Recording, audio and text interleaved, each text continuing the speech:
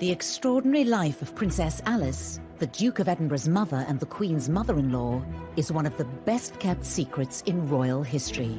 A daredeviling story that would be worthy of any great Hollywood film.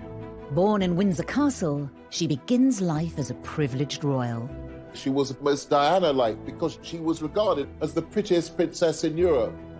But from the start, Alice is no ordinary princess. She was basically stone deaf.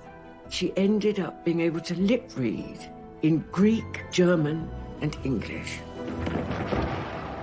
She serves as a nurse on the front line. She was hands-on. I mean, she was dealing with broken limbs and amputated limbs. She goes on to face huge personal challenges and is committed to an asylum. She is hearing voices, that she's in a relationship with Jesus Christ. She would overcome these struggles to help those in need. This film will reveal the secrets of Alice's extraordinary life, using rarely seen archive and interviews with those directly affected by her selfless actions, including the Jewish family she saved from the Nazis. If it hadn't been for her, I wouldn't be alive today. Ultimately, she devotes her life to helping others. She'd set up an order of nuns to do her humanitarian work. Amazing character who indefatigably survived through some of the toughest events of the 20th century. Alice was a woman who refused to fit the royal mould. Why has her remarkable life remained out of the public spotlight for so long? Princess Alice is very definitely the royal family's best-kept secret. And what a fascinating life she's had.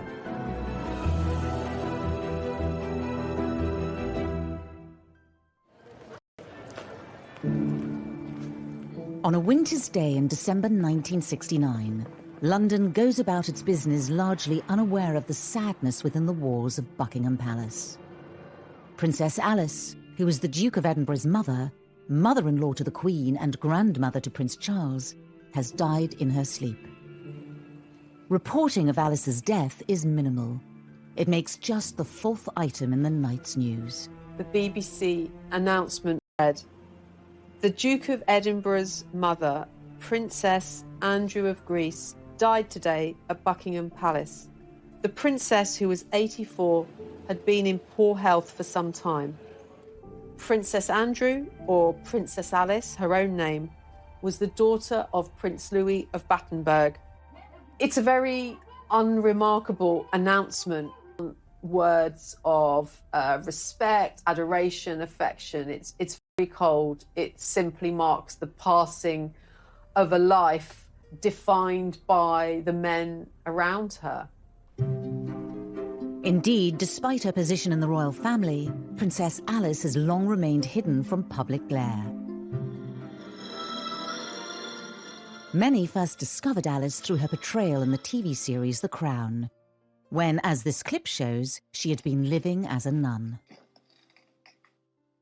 Let this be a mother's gift to her child.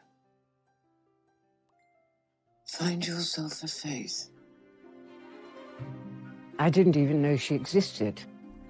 I had no idea who the Duke of Edinburgh's mother was.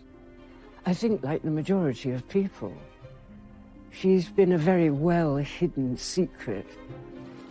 It was never Alice's style to seek out the limelight. Princess didn't give very much away about herself. When she died, she left but 3 dressing gowns, which were given to the nurses who'd been looking after her. By that stage, she'd given everything she owned away. She owned absolutely nothing. But Alice's start in life was very grand indeed. She's the great-granddaughter of Queen Victoria, and she was actually born in the tapestry room at Windsor Castle in 1885. As she grows up in the castles and palaces of Britain and Europe, Alice expects to marry a suitable royal partner. In 1902, the coronation of Edward VII provides a perfect opportunity for 17-year-old Alice to find a match. Edward VII himself remarked at his coronation that Alice would be the most beautiful bride of any young prince in all of Europe. A number of different members of of royal families arrived in London to attend this event. Princess Alice was one of them, and Prince Andrew of Greece was another. And here, Alice is swept off her feet by the young Greek prince Andrea. That is really where the relationship developed, and it was a love match. It was a real love match. Just over a year later, the couple are married in Germany. It's a royal alliance with serious pedigree. Alice is the daughter of a German prince and a British princess, and the great-granddaughter of Queen Victoria. 21-year-old Prince Andrea is the son of King George I of Greece, himself a distant cousin of Queen Victoria. Andrew was a tall, blonde, handsome young army officer. His whole approach to life seemed to be very different from Alice, who was beautiful, but for the most part reserved, silent.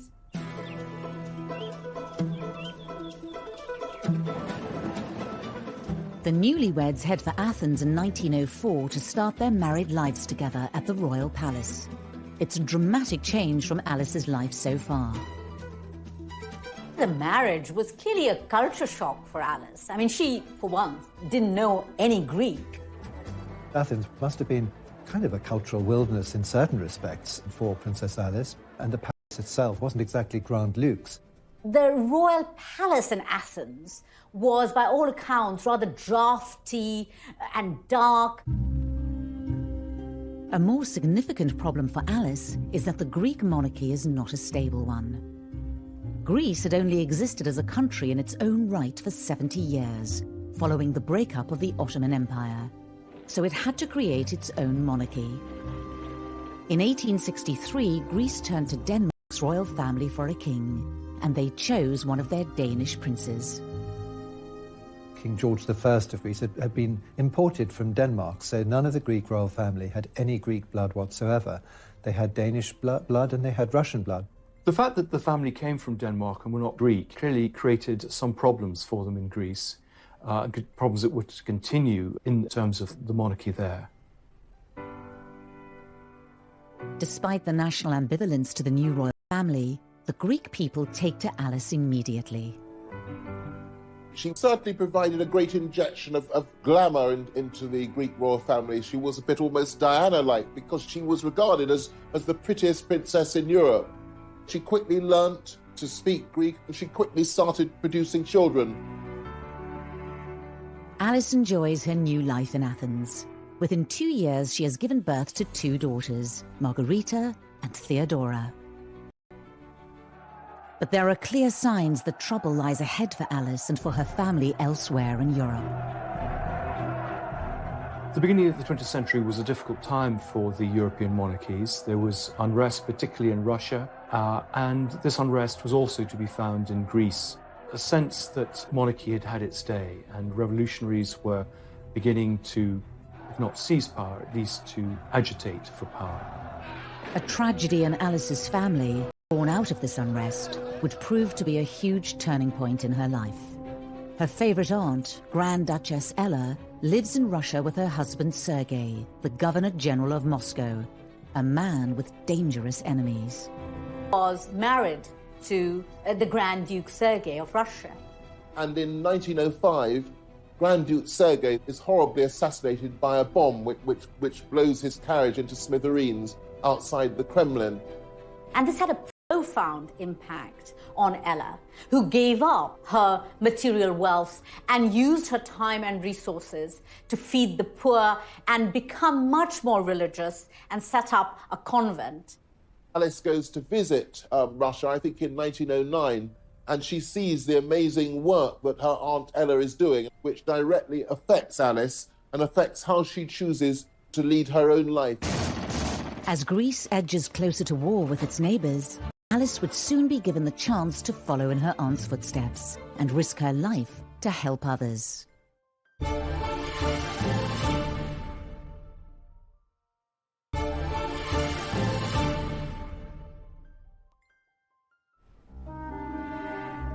By 1912, Alice has been living as a Greek princess for 8 years. She and Andrea now have 3 daughters. Cecile was born in 1911. However, their lives are set for a dramatic change as Greece goes to war in a bid to seize new lands. There was a particular war in 1912, the First Balkan War. The Ottoman Empire, which had been so dominant in the Balkans for hundreds of years, was crumbling. So Greece was wanting to expand north and eastwards, taking over some of the Ottoman territories, which historically had many Greek occupants. And the Greek royal family are absolutely at the centre of this because Andrea is a military officer, so he's on the front. As her husband heads off to the battlefield, Alice takes the bold decision to leave her 3 children behind and follow him to the front line. Alice felt that she needed to do something for her adopted people.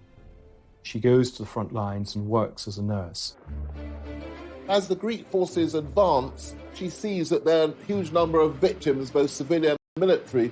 She commandeers buildings, she organises nurses and doctors. She has an amazing role in that Greek war effort in the Balkan Wars in 1912. Alice immediately threw herself into the whole business of sort of creating field hospitals, taking part in operations. For a young woman in her 20s with no medical training, she shows great grit and innovative sense. Alice doesn't restrict herself to just setting up the hospitals. She was hands-on. I mean, she was dealing with broken limbs and amputated limbs. In a series of letters that easily detail that the corridors were running with blood and people were minus arms, minus legs, and Alice was having to deal with all this, but she wanted to deal with it because the calling from her was that she was helping, and she really was helping.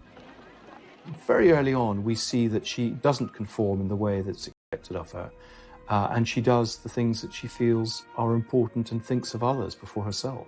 It's a very, very different sort of world to the world she's been brought up in, and earns her enormous respect from those around her. Alice has yet again proven that she can overcome great personal challenges in her life. As a child, it was realised all was not well. She was a very bright young girl, but at first her learning was slow because she had this problem, first of all undiagnosed and then later diagnosed as deafness. Her mother believed in a kind of tough love and had a sort of let's get on with it kind of attitude and didn't treat Alice any differently from her other children. And let her learn how to lip read and let her fight her own battles rather than mollycoddle her. Alice rose to the challenge and became a skilled lip reader. She lip read in German and English, which were her first languages, and later on in Greek and French. So Alice had this very severe disability, which she overcame, but that must have had quite an influence on her personality. 3 years after the end of the Balkan Wars, Alice finds herself in the midst of another war zone. At the outset of World War I in 1914, Greece takes a neutral position. But 2 years later, it has been drawn into the conflict. Of course, the First World War is regarded as the war to end all wars, and it's easy to forget about the terrible suffering in Athens at that time. Athens is bombed by the Allies, and typically Alice, then she has to start helping again. December 1916, there's terrible malnutrition, and so what does Alice do? She joins in setting up soup kitchens, in just trying to get food to the people of Athens in the dark heart of the First World War. As Greece finally joins the Allied forces, the tide turns against the royal family. There was the rise of a Republican movement in Greece during the First World War. They targeted the monarchy as being foreigners, as being parasites on the system, as not belonging to Greece and not being Greek. Fourth baby daughter are forced into exile in Switzerland with most of the Greek royal family. This is the first time that Alice gets a taste of what it is to be a Greek royal. Alice had no sense of when she would be returning to Greece and indeed what life was going to be like for her over the next few months. And, they weren't luxurious months. As she adjusts to life in exile, Alice receives news of an appalling family tragedy during the Russian Revolution. The Russian royal family, including Alice's favorite Aunt Ella, was caught up in the civil war. And in July 1918, Aunt Ella, along with several other members of the Russian royal family, were driven by the Bolsheviks to the Urals.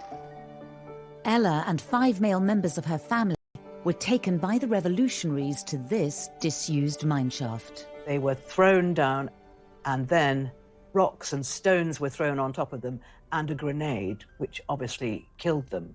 But until that moment of their death, they were stoic, and they were singing psalms and saying prayers. Alice is grief-stricken, of course, but she's even more admiring of the strength of courage and will. Relief and respite finally comes to Alice in 1920, when the exiled king is restored to the throne in Greece. In this rare piece of footage of them together, Alice and Andrea are now back in the land they call home. Andrea and Alice and their 4 daughters by this time, they spent most of their time on the island of Corfu at a villa called Mon Repos. And that's where Alice and the 4 girls and their servants and their British nanny, Miss Roos, are living in 1921, when at last the beloved 5th child and longed-for son is born. The arrival of Prince Philip, Philippos Andreo as he was called, completes Alice and Andrea's family.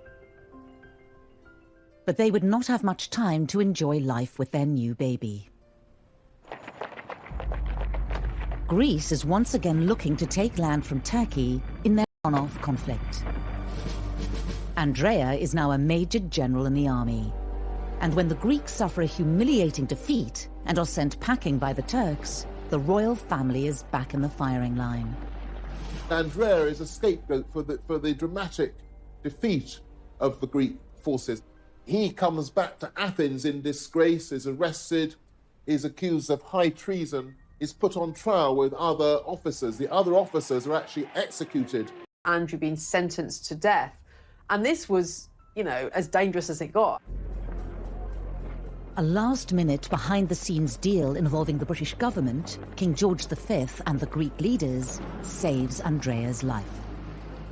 The British cruiser is dispatched to Athens, and this show of strength is sufficient to have Andrea's released, and the young family is then in exile once again. But at least they're alive, and Alice is thrilled to have her husband back. Prince Philip, who was, you know, literally a babe in arms at this time, and taken for safety onto the British warship, carried in an orange crate, and that was to be his means of escape. So really, really dramatic days. They may be alive, but Alice and Andrea flee Greece with little money and few possessions. Now they are in need of a safe home for their young family once again. Andrea was lucky that his brother had married somebody rich called Marie Bonaparte, and they have several properties on the outskirts of Paris, and they gave one of these properties to Andrea and Alice as a home for their children, because Andrea and Alice had to leave everything behind.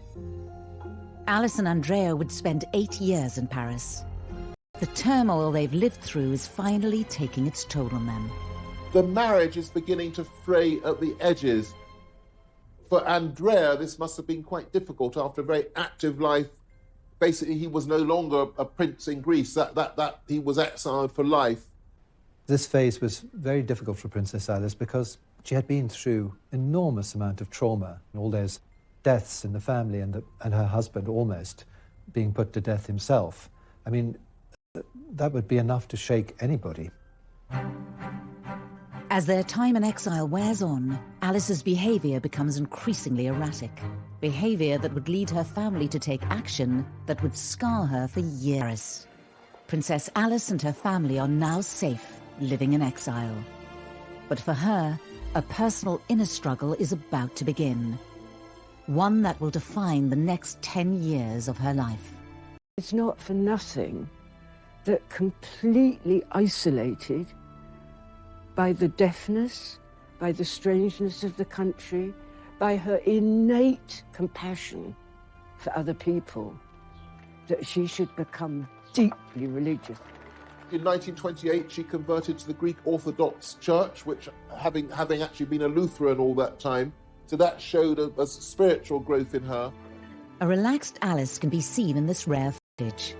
Just a year later, the memory of the brutal murders of her relatives in Russia and the increasing alienation in France all start to take its toll, and Alice's religious fervour increases. She decided that she was able to heal, and she had what she called healing hands. That becomes quickly overshadowed by Alice's declarations that she is hearing voices, that she's in a relationship with Jesus Christ, that she's having a physical relationship with Jesus Christ. I mean, she's beginning to be clearly suffering from religious delusions, which of course become really distressing to those around her. She is sort of a sense out of her. Her mother is particularly concerned about her. And I think the understanding or the realization is that she needs to have proper medical supervision. Alice's sister-in-law, Marie Bonaparte, is a trained psychoanalyst. She recommends Alice should see Dr. Ernst Simmel at Schloss Tegel near Berlin, the first inpatient clinic for psychoanalysis. Alice did not want to go to the Tegel clinic because she didn't see that there was anything wrong with her. But when her doctor said that Jesus had told him that she needed to go, which was certainly a fairly sneaky way of doing it, Alice obviously agreed, and she went to the clinic.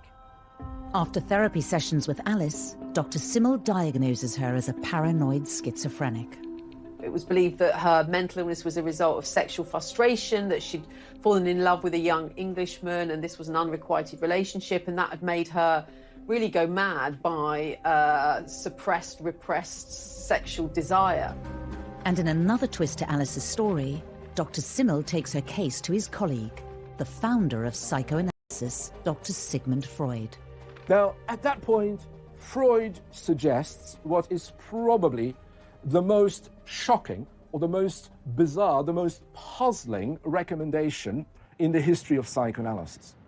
He suggests to Simmel that Princess Alice's ovaries should be exposed to high-intensity X-rays. The first time I read this, I just couldn't believe what I read, because it hardly counts as a psycholytic intervention. Freud suggests the medical procedure rather than therapy, as he thought it would, in his words, rejuvenate Princess Alice. But the results are devastating.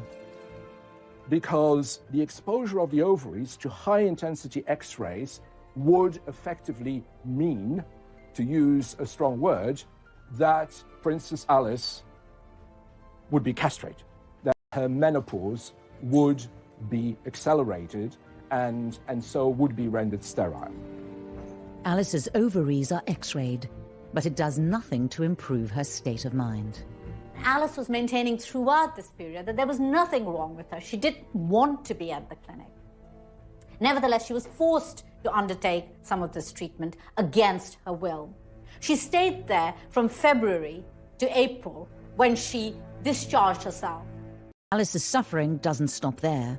Her mother, Victoria, perhaps embarrassed by Alice's behaviour, conspires with the family doctor to send her to another clinic. So Alice's mother took Prince Philip out to lunch, on a picnic, and by the time he came back... Which was really, really sad. They forcibly had to inject her and sedate her to get her to the clinic. What was done then was effectively in breach of every convention of civil rights. She was admitted by force on the instructions of her mother and against her will to a psychiatric institution. Alice is sent to the Bellevue Sanatorium in Switzerland. Princess Victoria was generally concerned about her daughter, that she should have proper medical attention. But I think a large part of it was the need to keep her out of the way, that she was a potential embarrassment. Alice had delusions that crimes had given her a special religious mission. She had put these thoughts to paper in an attempt to share them publicly. Sending them off to newspapers and things, and I think she was once intercepted when she was trying to post something to some publication or another. I mean, they didn't want her taking her strange, as they would have seen it, strange views into a public arena. They were nervous about that, because that would have been shameful or dangerous. Alice's battle with mental illness is compounded by the fact that she's being held against her will. Over 2 years, she misses the landmark moments in her children's lives. She didn't attend the weddings of any of her 4 daughters, and that must have been a matter of great regret and unhappiness for her. Whilst her daughters are married and making their own way in life, Philip, her son, is still just a 10-year-old boy missing his mother. He's always said, well, it just happened. There wasn't really much that I could do about it. I just got on with it. But that must have left a real mark with him, because he'd been much beloved by both parents in the first 9 years of his life. Alice's husband, Prince Andrea, sees their marriage as effectively over. Broken and feeling betrayed, Alice tries to escape in July 1932. So during lunch, her nurse has gone to the room and she makes a bid for freedom, and she jumps out of the window into the flower bed and heads off to the nearest railway station, which isn't far away. And she got as far as the train station. I think she even got as far as into the carriage, where they kind of found out that she was there. She's arrested and brought back, much to her disgust, and therefore her escape attempt hasn't worked. Alice's desperate act convinces her mother she should be transferred to an open sanatorium in Murano, Italy. She had been at this point a prisoner in Bellevue, at her, basically, and her jailer was basically her mother. It was her mother that she had to... This isn't a teenage Alice, this is a woman in her middle age. No longer institutionalized, in autumn 1932, Alice faces the biggest challenge of her life. At the age of 47, could she recover from her ordeal and regain her sanity? She begins by choosing to distance herself from family life and from royalty. She drifted around Europe for several years. So up until 1937, she was living, with one family after another, and particularly sort of settling near Cologne, discussing religious topics, very, very involved with all the things that were interesting her, but not involved with her family. This sort of extended gap year of her trying to perhaps find herself, but certainly not living the life of a princess. In many ways, sort of living off-grid. I mean, we don't know very much about her, which is sort of quite remarkable, of course, that she kind of disappears. Alice probably thought that with her independence of mind, with her freedom of expression, it wouldn't be easy to go back to her own family, including her mother, who would always be looking over her shoulder, because that would always contain the risk that before long she'd be sent back to a psychiatric institution. Alice's decision to live a solitary life means her youngest child, Philip, is still being raised by relatives. I think it's important not to pity Alice during these years, but neither, I believe, should she be reviled as this heartless mother and callous wife who forgot all about her family and spent her time roaming aimlessly in Germany. What about her husband? After 5 years wandering across Europe, passing from friend to friend, Alice starts to feel like she can finally reach out to her loved ones. The connection with her family begins to be a bit closer as she, in a sense, recovers her health. She begins to communicate with her family a bit more, write letters to Philip. He's encouraged to write back to her. And so the family begins to come back together. But of course, there's to be a terrific tragedy in 1937. Alice's daughter Cecile, pregnant with her 4th child, is involved in a tragic accident. Her beloved daughter Cecile, who's married Don, a Prince of Hesse, and they're travelling by plane rather than untried technology, it turns out, in 1937. The plane hit a chimney in Ostend in thick fog.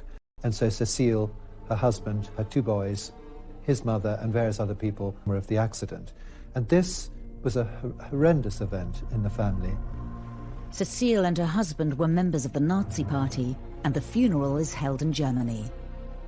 This is the first time Alice has seen her family all together in 7 years. Cecile's death could have broken Alice forever. But instead of being plunged into a dreadful, dreadful gloom, because of her strength of will, I think she probably thought nothing worse than this can ever happen to me, so I'm going to get on with my life. And she actually recovered her equilibrium and came out of her phase of religious fervour and started to lead what would be considered a much more normal life. Out of the latest tragedy, Princess Alice emerges with a renewed sense of purpose. But her return home to Greece throws up another test, one that takes her into a clandestine battle against the Nazi forces.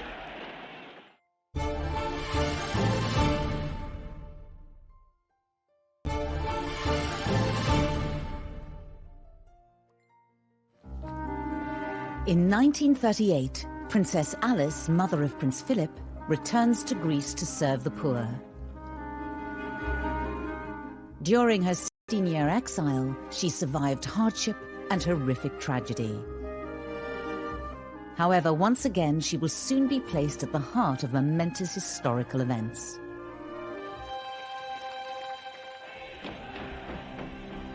The onset of World War II requires her to draw on her reserves of courage and bravery.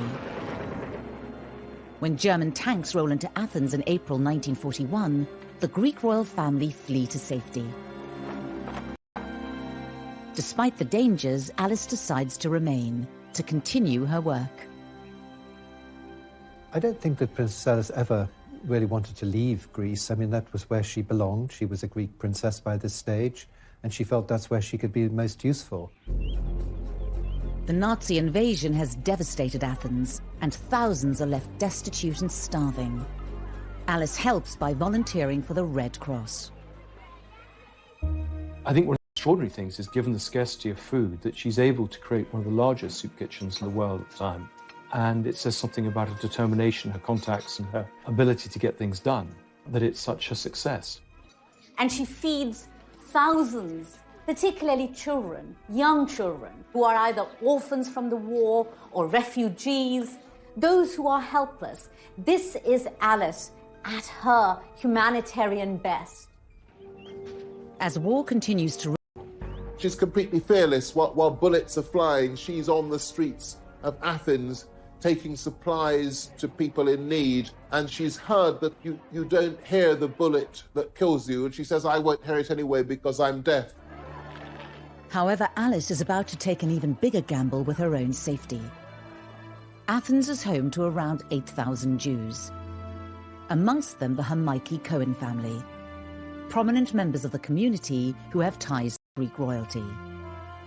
Evie Cohen is their only surviving direct descendant. At the beginning of 1943, it became obvious that the decisions against the Jews to take them to concentration camps was starting to be obvious. My family had to go in hiding. Evie's father, Alfred, decides the family's best hope of refuge lies with Princess Alice. Now he must find a way to contact her.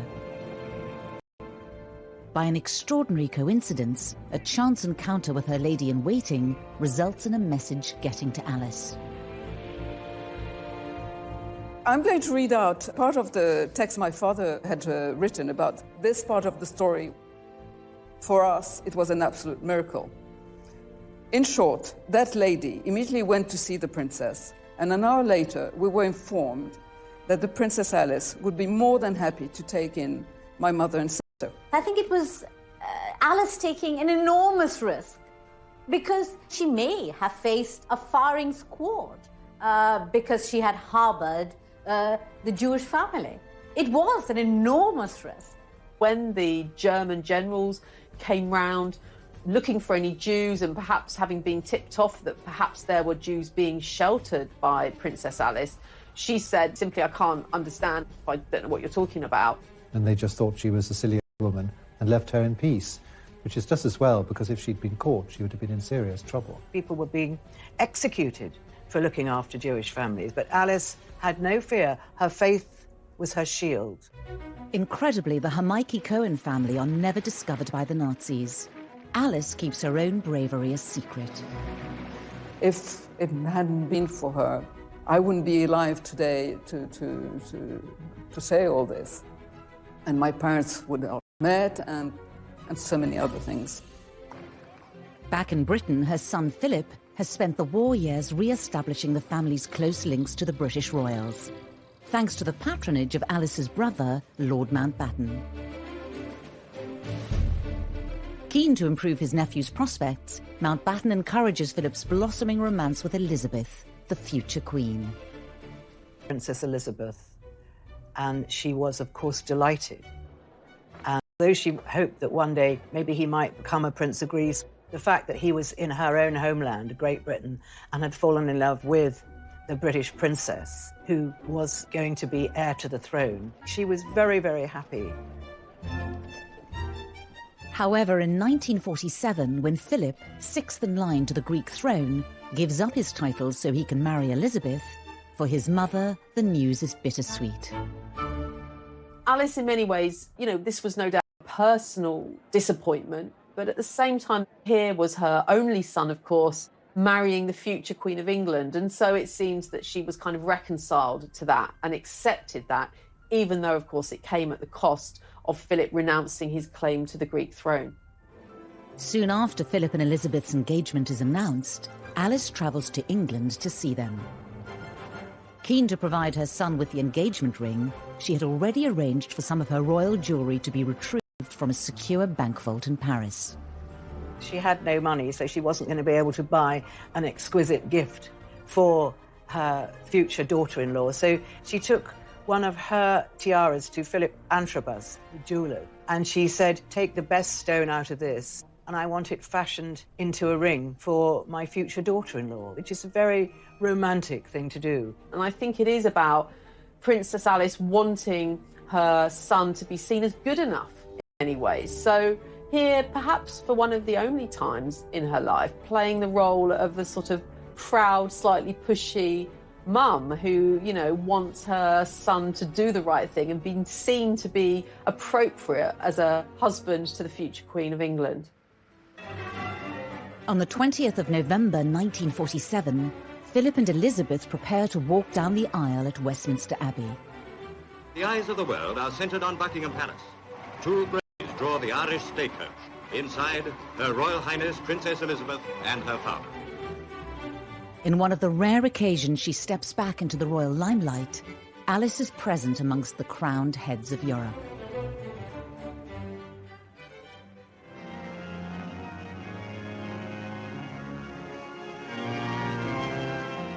And now they are man and wife. It was, for the British people, a wonderful celebration for the horrors of the war. It was a joyous occasion, and Alice was very, very moved to see her son so happy. In the official wedding photograph, Alice can be seen standing next to the Queen's grandmother, Queen Mary. Her life has come full circle at the age of 62. There she is. It's been a moment of great pride for her that lovely Lilibet was marrying her marvellous son, Philip, and it was a new beginning.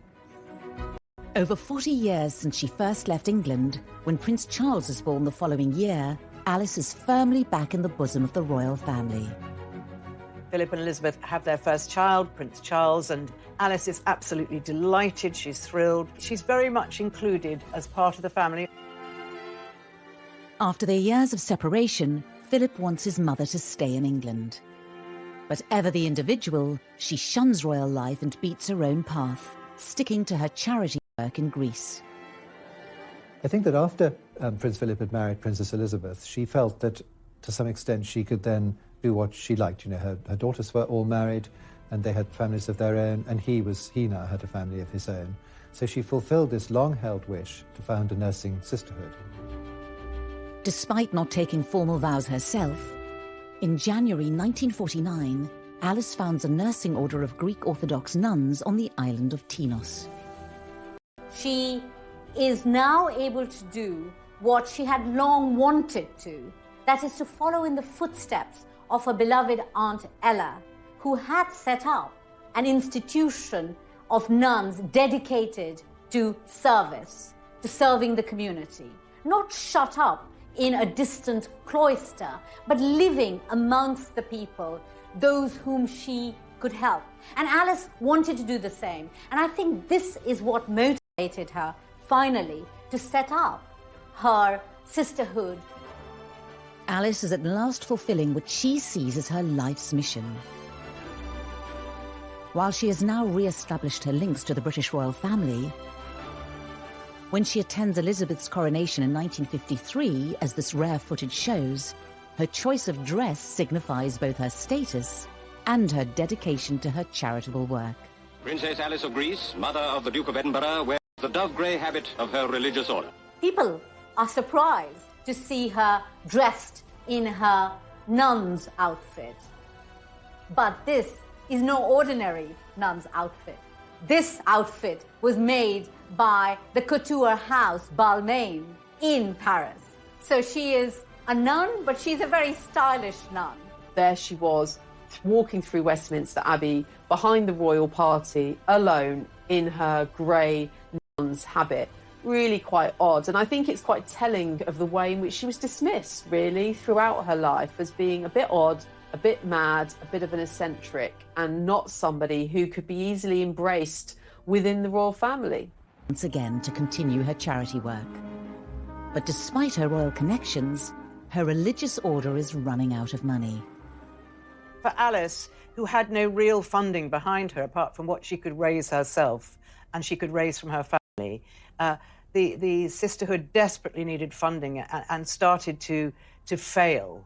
But she knew she couldn't keep it going forever because, unlike Aunt Ella, she didn't have personal wealth to keep something like this going, and it was just running down, sadly, for her. The end of Alice's dream finally comes in 1967. After a military coup, King Constantine II has to flee Athens. The whole Greek monarchy are potentially in danger. Once again, the position of the Greek royal family becomes very threatened and precarious, and so it's seen that right now, really, Alice has really come to the end of the road in Greece. She needs to be rescued. She simply can't stay there. It's not safe for her to stay there. When Queen Elizabeth hears about her mother-in-law's fate, action is taken and she's flown back to Britain. The moment Alice arrives at Buckingham Palace, vividly dramatised in Series 3 of The Crown. She arrived in one of the Queen's Rolls Royces in her overcoat. It was July, and all the windows had to be shut. She knows Buckingham Palace. It's not the first time she'd been there.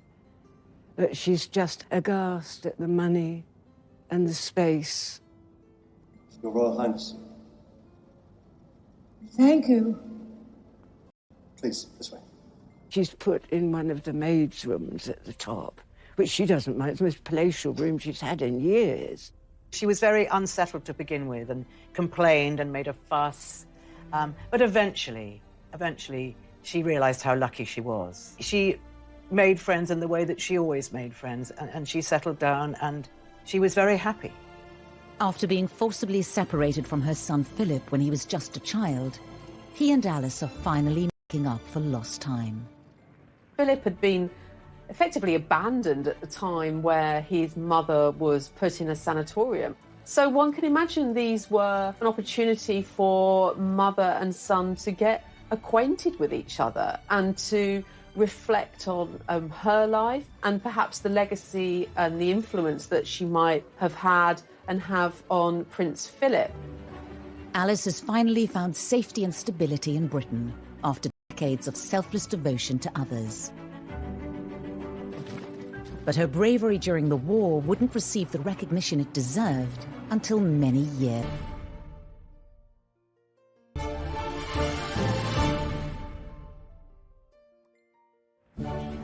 It's 1967, and Alice is back in Britain, living with the royal family in Buckingham Palace. But she's set on doing things her own way. We know that she liked smoke, that she smoked woodbines, and so courtiers would know that she was coming before they saw her by the smell and the smoke of her cigarettes. And of course, she would also move around in her nun's habit. So a very odd spectacle by all accounts. Princess Alice couldn't have been more different than the Queen Mother, who was the other grandmum, and who was, you know, wonderful self-publicist, going out and doing all her duties. Alice was the very opposite to that. You know, there she was smoking in her nun's outfit. But the children liked her. Prince Charles really liked his grandmother. She used to tell him tales about Queen Victoria, which he loved to hear. After 2 years of getting closer to her son and his family, Alice starts to become infirm. On the 5th of December 1969, aged 84, she dies peacefully in her sleep. Her death was really announced without any great fanfare. Certainly when we compare the public affection towards the Queen Mother, Princess Alice has a very different position in the nation's affections. Really, people didn't really know her. They still don't really know much about her. The funeral itself was a relatively small affair. I suppose in keeping with Alice's own life, which always emphasized service rather than status. Prince Philip, he said what an extraordinary thing it was that she had been born in Windsor Castle, and after a difficult life of wars and tragedies and separations and living in different lands, she had come back to Windsor Castle again. Before she died, Alice gave very specific instructions about her final resting place. She wanted to be buried in the Russian Orthodox church in the Mount of Olives by the side of Aunt Ella. So a very particular request and a very difficult request to honour. It isn't until 1988 that Alice's family are able to fulfill her dying wish to transfer her remains to Jerusalem. Despite the dangers she had faced during World War II, Alice's work was not recognised until long after her death. In 1994, Prince Philip was in Israel to see his mother posthumously awarded the title of... The award was given for Alice's bravery hiding the Hermione Cohen family from the Germans during World War II. She was a person with a deep religious faith, and she would have considered it to be perfectly natural human reaction to fellow beings in distress. Princess Alice, she didn't even think for a minute. She just heard there were people that were in danger and that she felt that she could do something for them. The story of Princess Alice and my family is a beautiful one, and it can, I hope, be an example for the young today to continue to do good things in life, to be human. Both Prince Charles and Prince William have since travelled to Israel to visit Alice's tomb.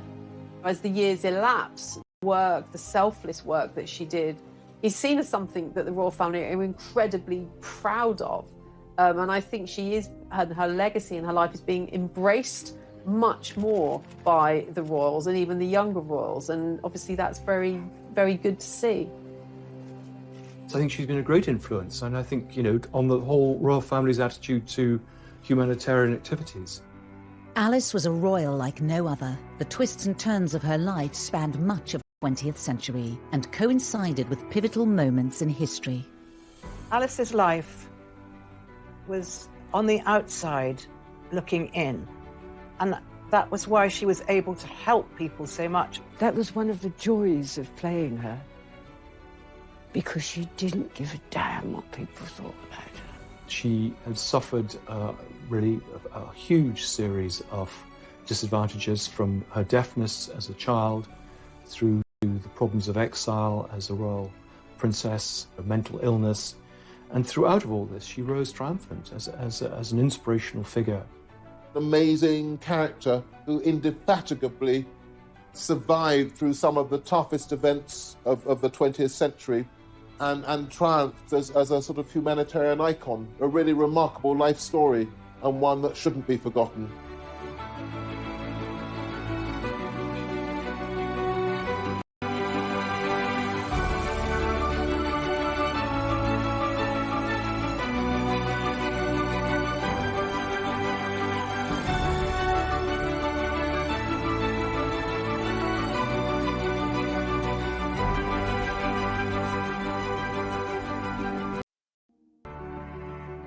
Alice enjoys her new life in Athens. Within 2 years, she has given birth to 2 daughters, Margarita and Theodora. But there are clear signs that trouble lies ahead for Alice and for her family elsewhere in Europe. The beginning of the 20th century was a difficult time for the European monarchies. There was unrest, particularly in Russia, and this unrest was also to be found in Greece. A sense that monarchy had had its day and revolutionaries were beginning to, if not seize power, at least to agitate for power. A tragedy in Alice's family, born out of this unrest, would prove to be a huge turning point in her life. Her favorite aunt, Grand Duchess Ella, lives in Russia with her husband Sergei, the Governor General of Moscow, a man with dangerous enemies. Was married to the Grand Duke Sergei of Russia. And in 1905, Grand Duke Sergei is horribly assassinated by a bomb which blows his carriage into smithereens outside the Kremlin.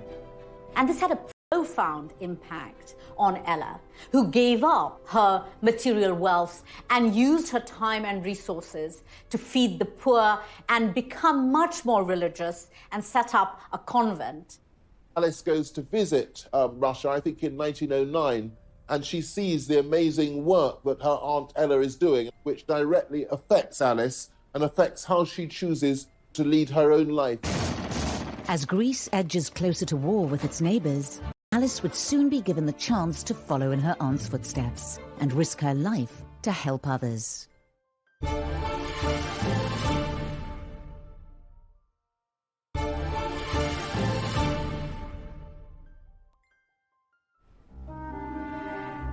By 1912, Alice has been living as a Greek princess for 8 years.